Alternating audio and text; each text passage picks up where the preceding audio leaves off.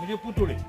त्यानंतरचा जो पॉईंट होतो मालकम पॉईंट, ज्या गव्हर्नरने महाबळेश्वर डेव्हलप केलं 1827 साली सर, तो जॉन मालकम त्याच्या या पॉईंटला नाव दिलेलं आहे, कारण त्याच्या काळामध्ये या पॉईंटचं नामकरण झालं.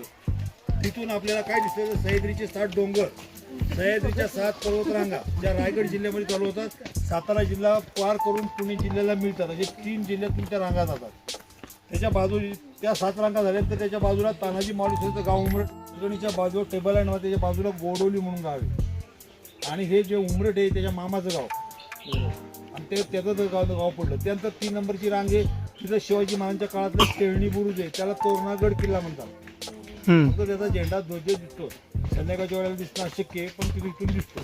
त्यानंतर ज्या राईट साईडला जे जंगल असतं त्याला ब्रह्मारण्य म्हणतात. पूर्वीच्या काळी ऋषी मुनी तपश्चर्या त्या जंगलामध्ये करायचे. त्याचं कारण असं की त्या जंगलामध्ये इथं पाऊस जास्त असतो, किंवा तपश्चर्या कशात पावसात करत असतील, कारण त्या एरियामध्ये असंख्य गुफा आहेत की 50-50, 60-60 फूट, 80-80 फूट आतमध्ये लांबायचे. आतमध्ये याच्यामध्ये बॅटरी घेऊन जातो. ते तपस त्याला ब्रह्मारण्य समजले.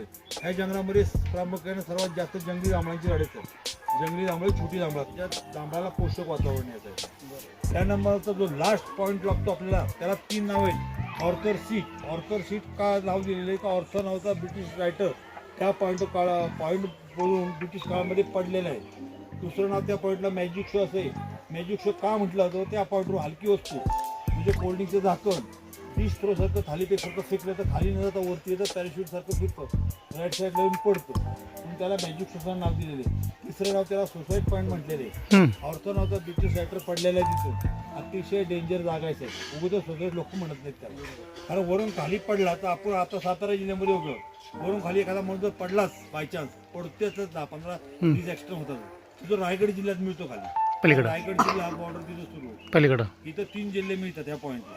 समोर आपण साताऱ्यामध्ये बघ, ही पूर्ण व्हॅली सावित्रीची व्हॅली, रायगड जिल्हा, राईट साईडला पुणे जिल्हा, असे 3 जिल्हे इथं जॉईंट मिळतात. पॉईंट बघत बघत राहायचं शांततेमध्ये.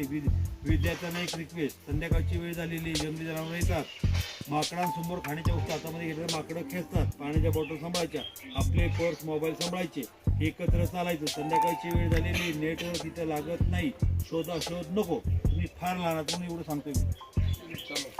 आणि जंगली वळवे त्यांचं प्रमाण खूप आहे. याच्यामध्ये दोन्ही प्रकारचे वाघ आहेत, बिबटे आणि पिवळ्या पट्ट्याचे वाले दोन्ही प्रकारचे वाघ आहेत. ब्रिटिश लोकांची शिकार करण्याची जागा.